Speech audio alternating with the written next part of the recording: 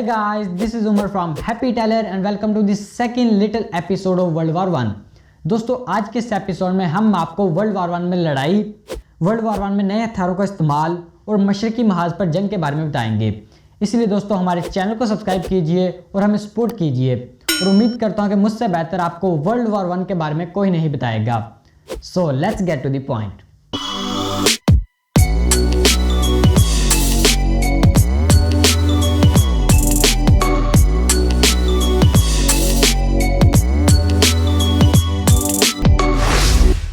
Number 1, पहली जंग अजीम में लड़ाई।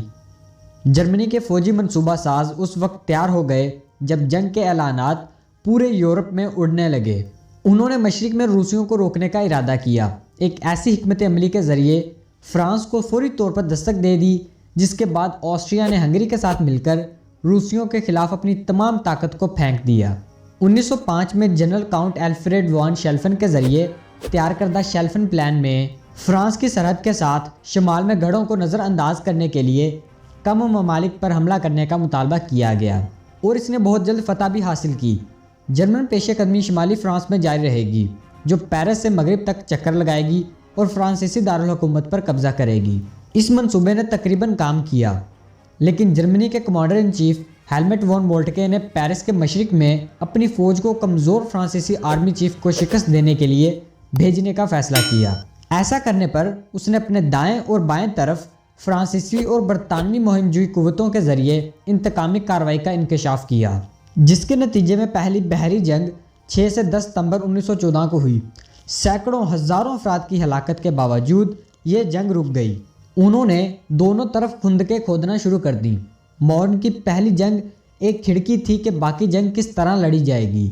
एक वसी खुंदक जिसके खिलाफ बड़ी तादाद में आदमी फेंक दिए जाएंगे। अगर इलाकाई फ़ायदा हुआ तो थोड़ा सा ज़्यादा जानी नुकसान होगा। जब सदियों पुराने दुश्मन के मुकामात को तोड़ने का तरीक़ाकार नहीं लाया तो उन्हें माजी की निस्बत ज़्यादा मशीन गन्नों, खारदार तारों और ज़्यादा मौसर तोपखाने का सामना करना पड़ा। अगले 4 साल तक लड़ाइयाँ जारी रहीं, जिसमें लाखों तोपों के गोले फायर किए गए और लाखों अफराद हलाक या माजूर हो गए। नंबर 2, पहली जंग अजीम में नए हथियारों का इस्तेमाल।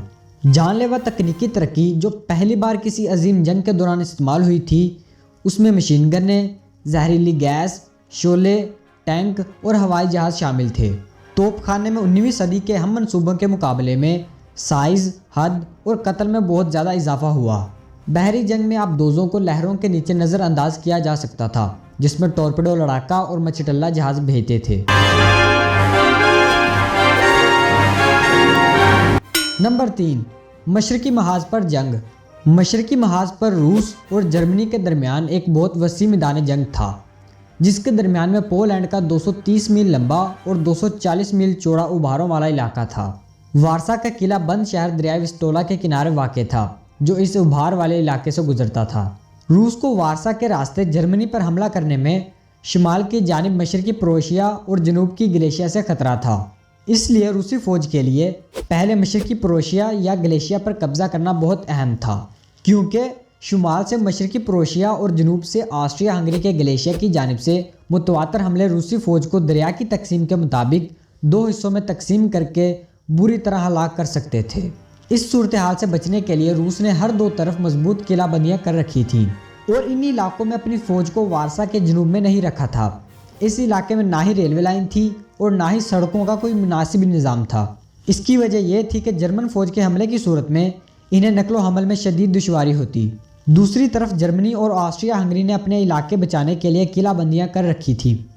जर्मनी ने 17 रेलवे लाइनें बिछा रखी थी, जबकि ऑस्ट्रिया हंगरी ने 7। इस तरह जर्मनी बिलखसूस और ऑस्ट्रिया हंगरी बिलअमूम ऐलान जंग के चंद ही दिनों में बहुत बड़ी फ़ौज को अपने साजो सामान के साथ सरहद पर ला सकता था, जबकि दूसरी तरफ रूस के ज़राए नकलो हमल इंतहाई पसमानदा और खस्ता हाल थे, जहां फ़ौज को लड़ने के लिए नकल मुकानी करने में शदीद दुश्वारी और मुश्किलात का सामना था।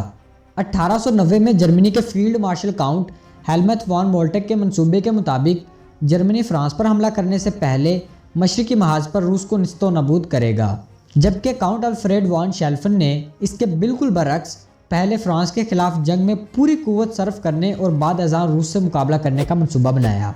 اس منصوبے کے مطابق جرمنی کی تمام فوج مغربی محاذ پر 6 ہفتے کے اندر اندر فرانس کو شکست دے کر روس کی طرف متوجہ ہو جائیں گی۔ اس دوران روس اپنی سست نقل و حرکت کے باعث جرمنی پر حملہ نہیں کر سکے گا۔ روس اور آسٹریا ہنگری جنگ کے 2 منصوبے رکھتے تھے۔ روس کا پہلا منصوبہ اس خیال کے پیش نظر تھا کہ جرمنی پہلے مشرقی محاذ پر روس سے جنگ کرے گا۔ اس منصوبے کے مطابق روس کی فوج کو دفاعی انداز سے لڑتے ہوئے ابتدائی طور پر پسپا ہوتے ہوئے جرمن فوج کو ایک نسبتاً بہتر مقام تک لانا تھا، جہاں سے شدید جوابی حملوں کا سلسلہ شروع کرتے ہوئے شدید نقصان پہنچانا تھا۔ جبکہ دوسرا اور اصل منصوبہ اس خیال کے تحت بنایا گیا تھا کہ جرمن فوج فرانس پر حملہ کرنے کے لیے اپنی پوری قوت مغربی محاذ پر صرف کرے گی۔ اس طرح روسی فوج جارحانہ انداز سے حملہ کرتے ہوئے مشرقی پروشیا کو اپنے قدموں تلے رونتی ہوئی برلن کی طرف بلا روک ٹوک پیش قدمی کرے گی۔ آسٹریا ہنگری کا پہلا منصوبہ روس کی جنگ سے لا تعلق رہنے کے مفروضے کی بنیاد پر تھا۔ اس صورت میں سربیا پر آسٹریا ہنگری کی 3 افواج حملہ کرتی، جبکہ بقیہ 3 افواج روس کی سرحد پر حفاظت کے لیے کھڑی رہتی۔ دوسرا منصوبہ بیک وقت سربیا اور روس سے جنگ کی صورت میں ترتیب دیا گیا تھا اور یہی منصوبہ زیر عمل لایا گیا۔ اس منصوبے کے تحت 2 افواج سربیا پر حملہ آور ہونا تھی، جبکہ بقیہ 4 روس کے خلاف جنگ کریں گی۔ تو دوستو آج کے لیے بس اتنا ہی۔